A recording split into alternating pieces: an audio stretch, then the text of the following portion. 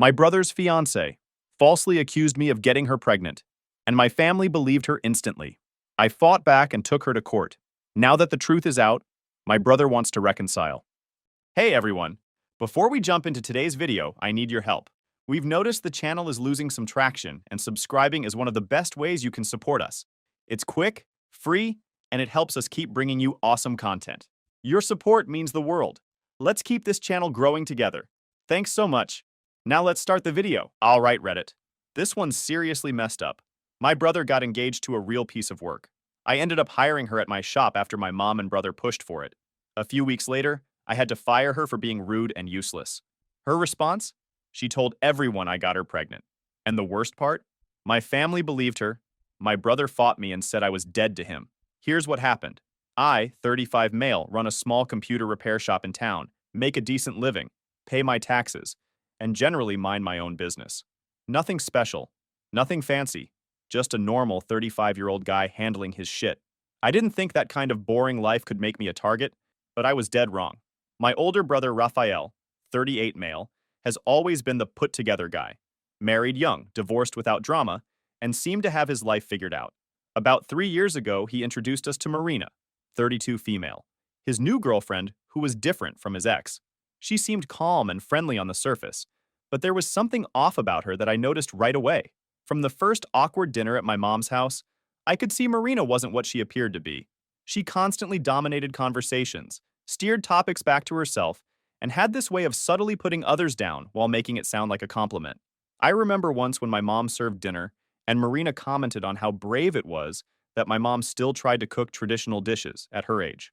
Another time, she complimented my cousin's outfit by saying how courageous it was to wear those colors with her skin tone. While everyone else was falling for her act, I just kept it neutral. Didn't fake enthusiasm, didn't pretend we were instant family. I think that's when I got on her radar. She always had an angle. When people talked about their problems, she'd somehow make it about herself. Even with strangers, there was always this weird competitive edge. I once saw her argue with a cashier over a $2 coupon for 20 minutes, making the teenager almost cry. A few months later, Raphael announced they were engaged. My dad pulled me aside afterward and said, "That woman's going to be trouble for Raphael. Mark my words." He saw through the BS too, but hey, it's not our place to tell a grown man who to marry. I didn't think much of it until Raphael asked me to give Marina a job at my shop. She wanted part-time work while planning the wedding, and he thought I could help her out. When I hesitated, my mom called, insisting that family helps family, and that it would only be temporary. Raphael kept pushing, claiming I was being difficult for no reason, and in one particularly irritating conversation, said I owed him for referring some business my way last year. In the end, I agreed. Biggest mistake of my life. From day one, she was a nightmare employee. Showed up late, talked to customers like they were idiots, and treated my other employees like servants. She constantly interrupted Kevin, my lead technician, while he was helping customers, contradicting his technical advice with completely wrong information. She accidentally deleted a customer database we were supposed to recover, then blamed it on confusing procedures. And to top it off, she started changing the work schedule without telling me, giving herself the easiest shifts and pushing the heavy lifting onto others. The first week, she screwed up inventory counts so badly, we ended up ordering double the RAM modules we needed. When I mentioned it, she just shrugged and said her finance brain worked differently than my technical brain. She was always on her phone, but would quickly put it away whenever I walked by. One time, I caught her on Instagram during a customer consultation. The customer, an older guy who needed data recovery on his late wife's laptop, was explaining how important the photos were, and Marina was scrolling through vacation pictures, barely listening. The final straw came when I caught her going through private conversations on a customer's computer we hadn't formatted yet. When I confronted her, she didn't even have the decency to act embarrassed.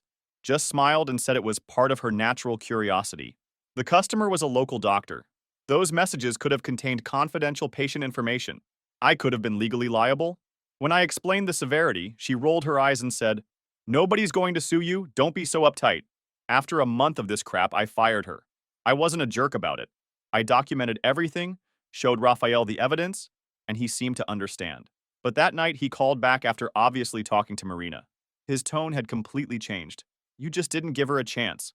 She's really upset about how you treated her." "I gave her plenty of chances," I said. "I documented every incident." "Yeah, sure. he spat back. You've always been like this. Thinking you know everything. Too good to help out your own family. She's going to be my wife. And you pull this? Screw you, man. That's when things got weird. At family gatherings, Marina would either completely ignore me or make these passive-aggressive comments that nobody else seemed to notice. Then her behavior shifted. She started finding excuses to be alone with me, brushing past me, making suggestive comments just loud enough for me to hear. I kept my distance without being disrespectful. Once, at a Labor Day barbecue, she cornered me in the kitchen. Everyone else was outside. She stood too close, asked if I was still angry with her, and ran her hand down my arm. I stepped back, told her we were good, but I needed to help my dad with the grill, and got out of there. I caught her watching me for the rest of the day with this weird smirk. Things went to absolute shit after that. 3 months ago, my shop door banged open during closing time. Raphael stormed in, face twisted with rage. "You're dead!" he shouted, loud enough that Kevin, who was finishing up in the back, came running out. "Marina's pregnant. She says you're the father. Care to explain?" I literally couldn't speak for several seconds. Then I told him he was out of his mind. I'd never touched Marina, never had any kind of relationship with her. Raphael didn't believe me. He lunged across the counter, grabbed my shirt, and had to be pulled away by Kevin. "Marina gave me details and dates that matched up," he snarled as Kevin forced him toward the door. "I can't see her making this up." Within days, my name was mud. My mother was crying on the phone about how I'd betrayed the family. My cousin Valeria sent a 3-paragraph text about how she always knew something was off about me and how I was lucky. Marina wasn't pressing charges for what you did to her. My Uncle Dave called me directly, his voice cold. "You're shameless. Taking advantage of your brother's fiancée? You disgust me." My aunt uninvited me from a family dinner. Everyone wanted to stay away from the monster I'd supposedly become. My dad was the only one who called bullshit from the start. "That woman's been looking for a way to cause trouble since day one," he told me. "We're going to fight this." No one else, not a single other person, asked for evidence. No one questioned Marina. They took her word as sacred truth, while she walked around with this smug, victorious smile, knowing she had me cornered. But that was just the beginning, because I wasn't about to lower my head and take this. If my brother and half my family wanted to throw me under the bus, based on zero evidence, they were about to learn exactly what happens when you back the wrong horse. 2 weeks after Marina dropped her bomb, things got even worse. Instead of someone, anyone, coming to their senses and questioning her story, I found myself sinking deeper into a swamp of silence and suspicion. The accusation spread beyond family, neighbors, my mom's coworkers, people at the gym. In a town this size, word travels fast, and suddenly I was that guy. The quiet, normal computer guy who turned out to be a predator. I started noticing changes immediately. The barista at my regular coffee shop, who used to chat about weekend plans, now just silently handed over my order. The owner of the hardware store next to my shop, who I'd known for 7 years, suddenly found reasons to be in the back whenever I came in. My business took a direct hit. 3 regular clients called to cancel their service contracts within the same week, all with vague excuses about budget cuts or going in a different direction. Right. After years of satisfied service, they all coincidentally decide to cut costs the same month Marina's story hits town. It wasn't just older customers either. A tech startup that had been sending me all their hardware repairs suddenly went dark. The owner, who I'd played basketball with occasionally, stopped returning my calls.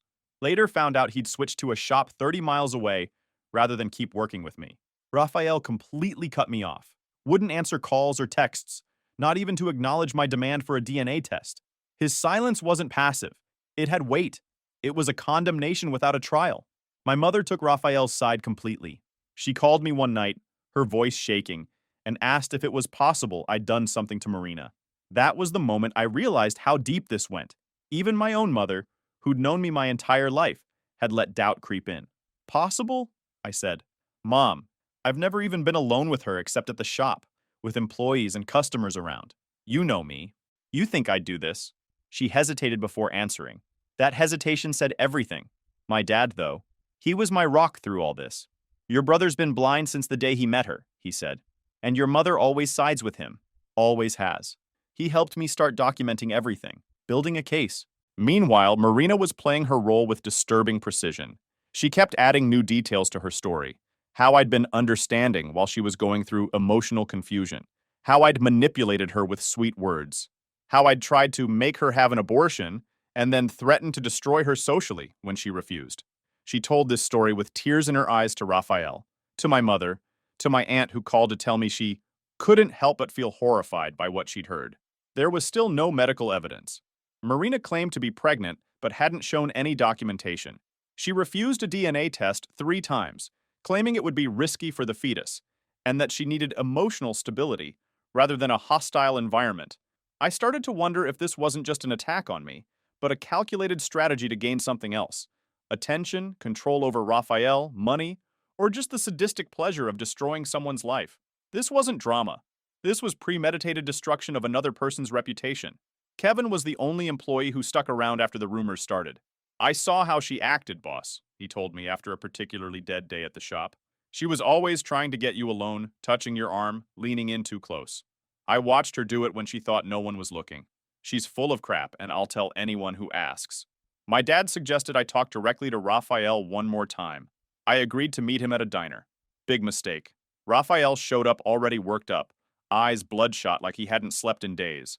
Just admit what you did, he said, voice low but intense.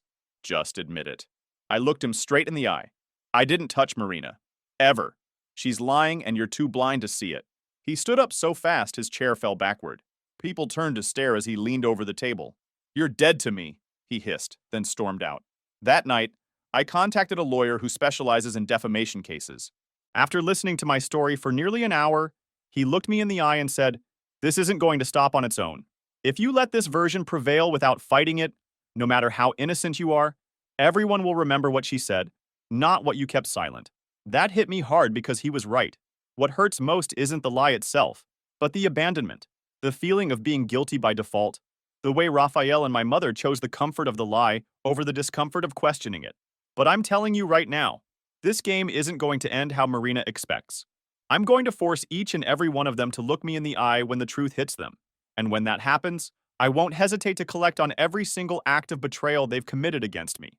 A month into this nightmare, and the situation has gotten even more twisted. Every morning I wake up feeling like I'm on trial by some invisible court, one that doesn't need evidence, just rumors.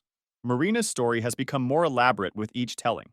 Now she claims she used to visit my shop after hours, that we'd stay alone until late, that I bought her food as an excuse to get close. She says I offered her money for silence, forced her to delete threatening messages. She tells these lies with such conviction that I almost admire her acting skills. She's not confused or hurt. She's a calculated performer, enjoying her own drama. She's gotten specific with the details too. Claims we had a moment in the back storage room during my shop's Christmas party. Problem is, I've never had a Christmas party at my shop. We always just do gift cards and an extra day off. It's such an obvious lie, but Raphael is too far gone to notice these inconsistencies. The effects on my daily life have been brutal. I've lost 3 major contracts with clients who suddenly preferred not to get involved in situations that could compromise the integrity of their company. My reputation, which I built over years of honest work, is now a liability. My largest corporate client, a medical practice with 4 locations, pulled their $4,000 monthly service contract overnight. The office manager, who I'd worked with for 3 years, couldn't even look me in the eye when she delivered the news. "It's not personal," she said. "It's just optics." Optics. Like I'm some PR problem, not a human being whose life is being systematically dismantled by lies. Even at the diner where I've had breakfast every Saturday for 5 years, the owner, who I used to talk sports and politics with, couldn't look me in the eye. Just put down my coffee and disappeared into the kitchen without a word. That's when it really hit me. This accusation has taken root in people's minds. Evidence or not, I don't need proof to know it. I can see it in the averted gazes, the closed doors, the conversations that die when I enter a room. Meanwhile, Marina has started posting passive-aggressive crap on social media, never mentioning me by name, but with phrases like, "when monsters have the face of an angel," and "justice comes in the form of a child." People comment with supportive messages, not knowing they're participating in a public lynching. I've had to start taking screenshots of everything she posts.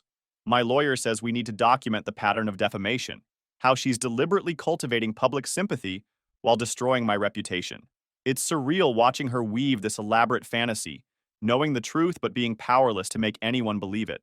The irony is that while I'm fighting to clear my name, she's created this heroic narrative where she's not just a victim, but a martyr. And nobody, not one person except my dad and Kevin, has demanded proof. The presumption of innocence apparently doesn't apply to me. My best friend Roberto has been solid throughout this mess.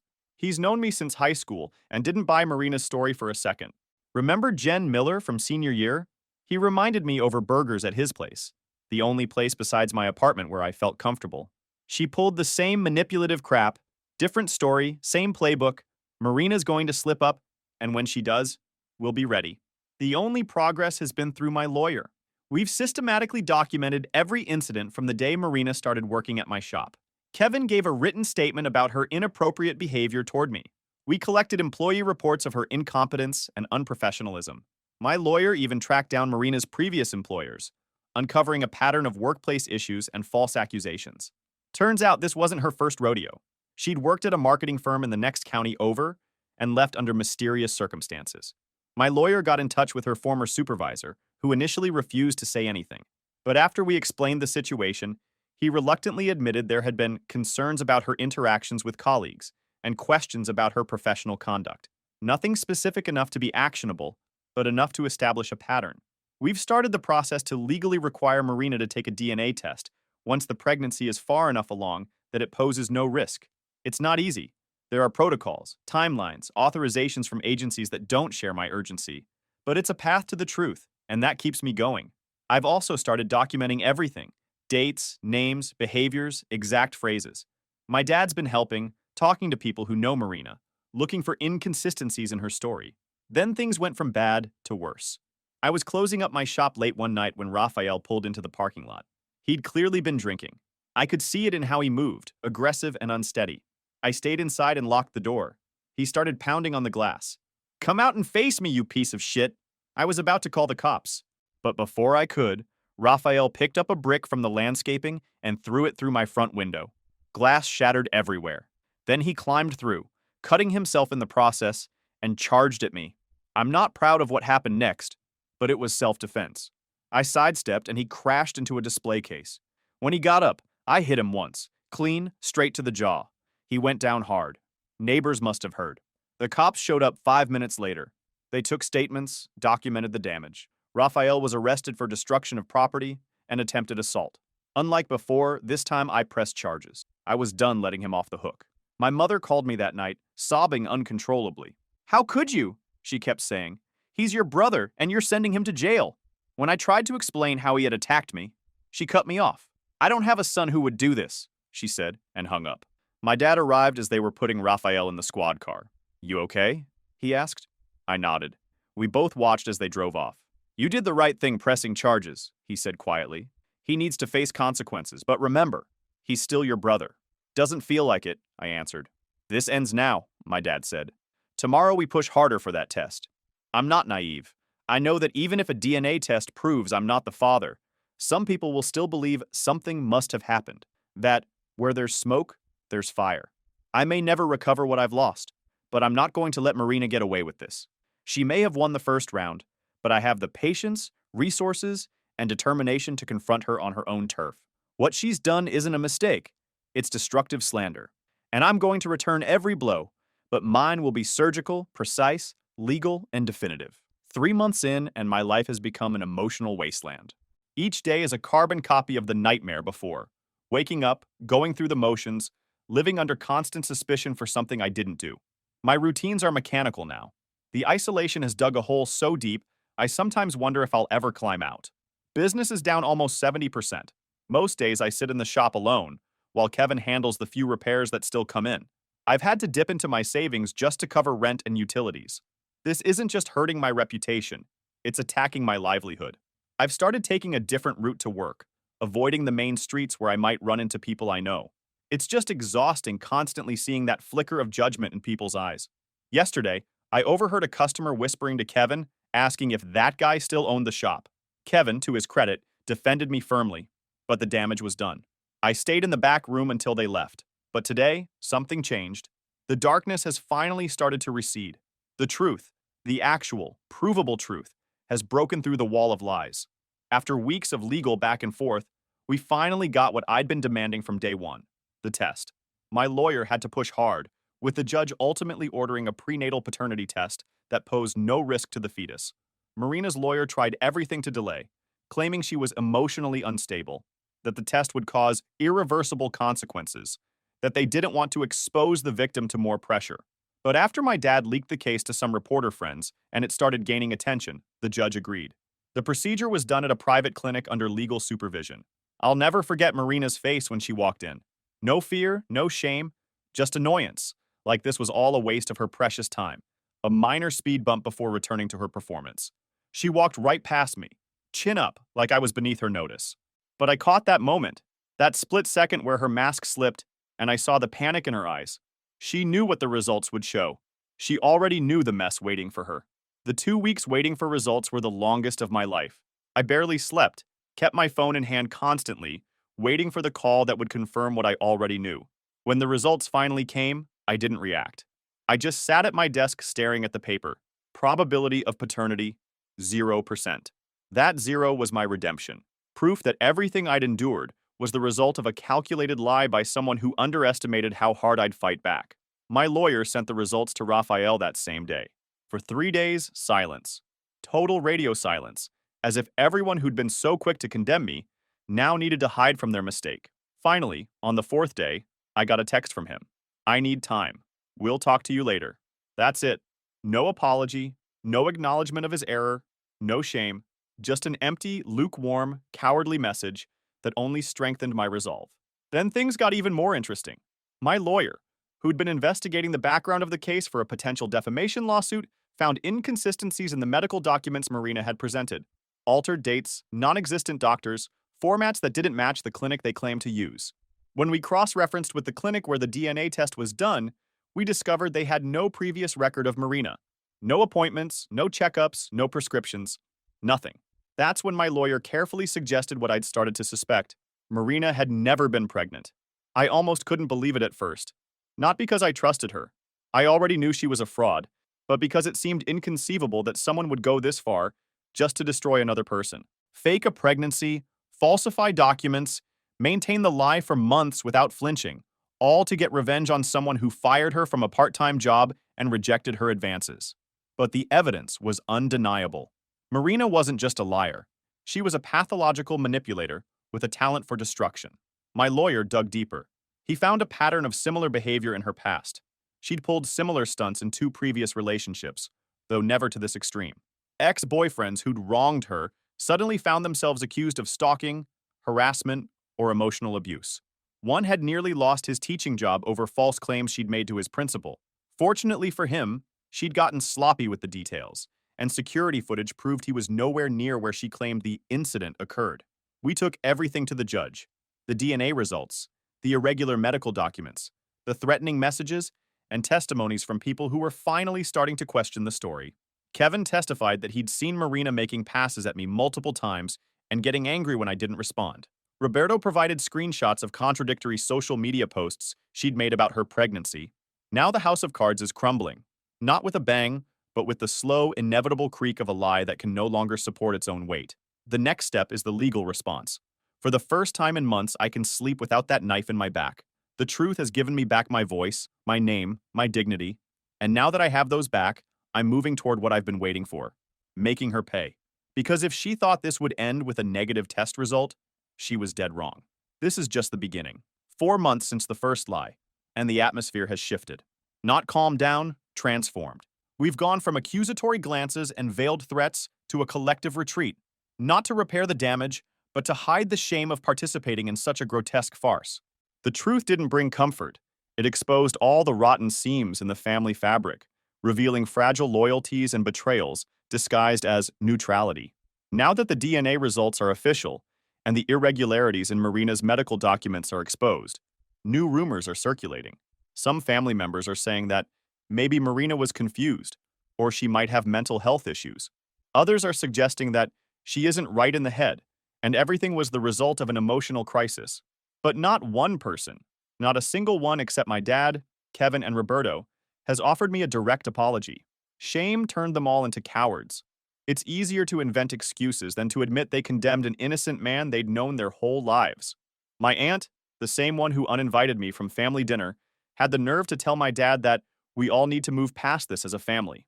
Move past this? Like it was some minor disagreement over Thanksgiving politics? She couldn't even say it to my face. My cousin Valeria, who texted me that 3-paragraph condemnation, now acts like nothing happened. Sent me a casual invite to her kid's birthday party last week. No acknowledgement of how she'd treated me. No apology. Just this bizarre pretense that we were still on normal terms. Raphael finally reappeared, though not how I expected. He showed up at my apartment, looking haggard and pale. He couldn't meet my eyes as he told me that Marina had confessed to making everything up. No pregnancy, no relationship, nothing. She admitted doing it because she was furious I'd fired her. According to her, I'd humiliated her, and she needed to make me pay. Raphael spoke like a defeated man, but I felt no sympathy. Learning that a grown woman could maintain a lie for months, fake a pregnancy, forge documents, and nearly destroy a family out of vindictive spite triggered a fury so cold I couldn't even respond with anger. I just stared at him as he kept repeating that he didn't know what to say and that he understood if I never wanted to see him again. Everything in me wanted to remind him that he'd tried to physically attack me, that he'd chosen a woman he'd known for 3 years over his brother of 35 years. Instead, all I said was, "Get out." He tried to say more, but I held up my hand. Get the F out. He left without another word. The next day, I got a message from Marina, the first direct contact since it all began. No apology, no admission of guilt. Instead, she wrote, "I know everything got out of control, but I'm going through a hard time emotionally and didn't fully understand the consequences of my actions. Please withdraw the lawsuit. Do it for Raphael, if not for me." Reading those words, I had to check multiple times to process the audacity. This woman, who for months defamed me, who encouraged the lie, who fueled it on social media, was now asking for compassion, asking me not to destroy what she herself had dynamited. I didn't respond. Instead, I met with my lawyer and told him to proceed with the lawsuit for defamation, document forgery, and moral damages. We calculated the financial damage too, the lost contracts, the equipment I'd had to sell to keep the business afloat, the reputation damage that would take years to rebuild. It came to over $200,000 in direct losses, not counting future business impact or emotional damages. This isn't about clearing my name anymore. That's already happening. It's about establishing a precedent, about Marina and everyone who participated in this lie understanding that words have consequences, that actions have weight, and that no one has the right to destroy another person's life out of anger, envy, or resentment. Some people might call this vindictive. I call it justice. I don't care if it's slow or if the punishment isn't severe enough. What I want is a record, an official document stating in clear terms that I was defamed, that lies were told about me, that I was persecuted without reason. I want Marina to face that stain every time she applies for a job. I want her to know there's a legal ruling contradicting her whispered version of events. I want Raphael to remember that his blind faith in a lie turned me into a pariah. This isn't impulsive revenge. It's meticulous justice, a reparation that doesn't seek to shout, but to establish facts.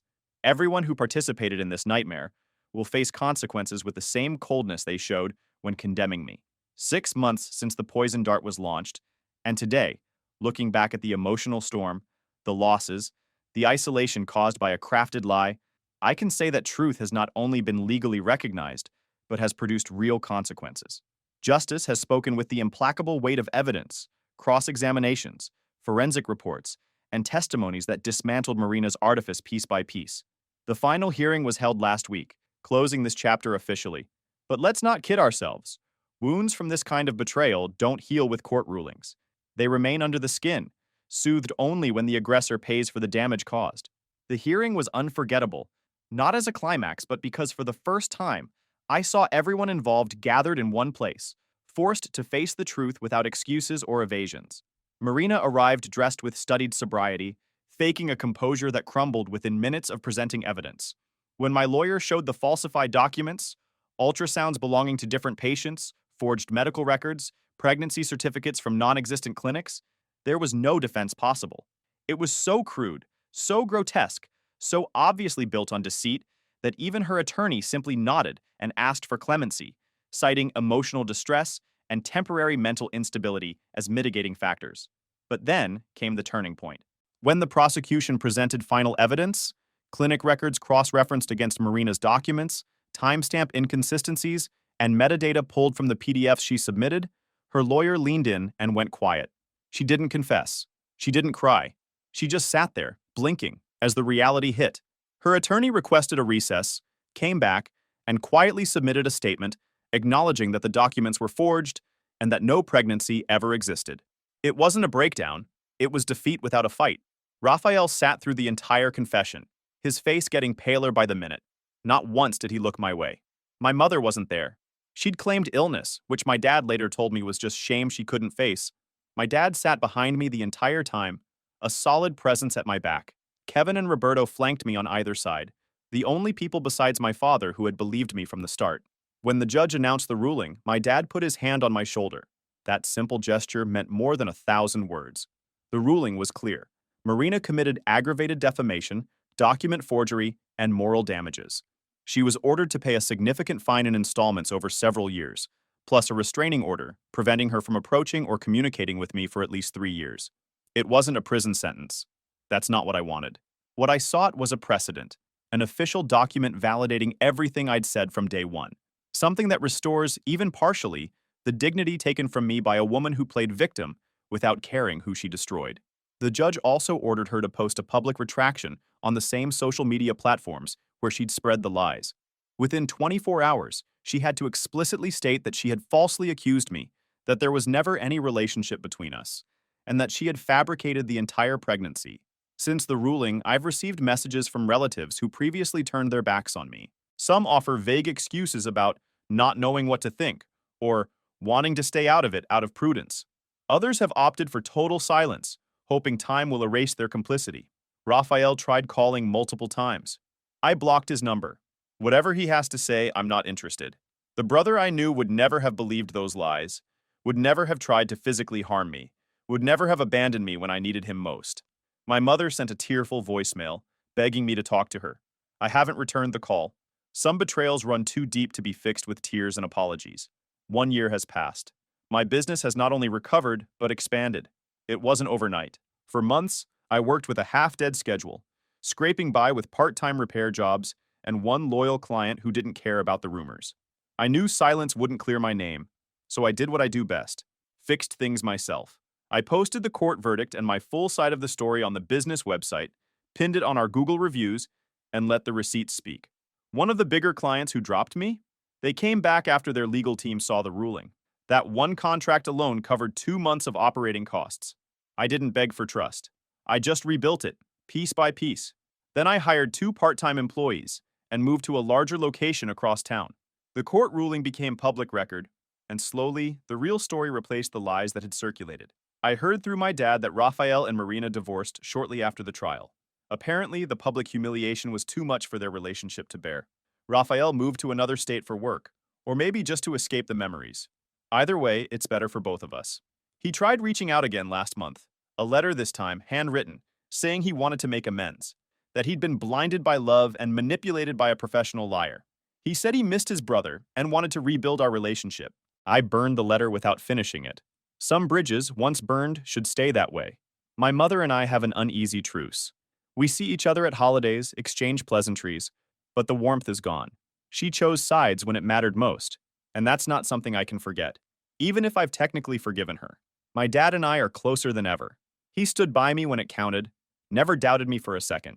We have dinner every Sunday now, a new tradition born from the ashes of the old family dynamics. Kevin got promoted to shop manager, a position he earned by staying loyal when it would have been easier to bail. Roberto and I still meet for drinks every week, our friendship stronger for having weathered the storm.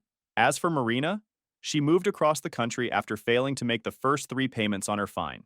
My lawyer says this is common. People think they can outrun court judgments by relocating. What she didn't realize is we were ready.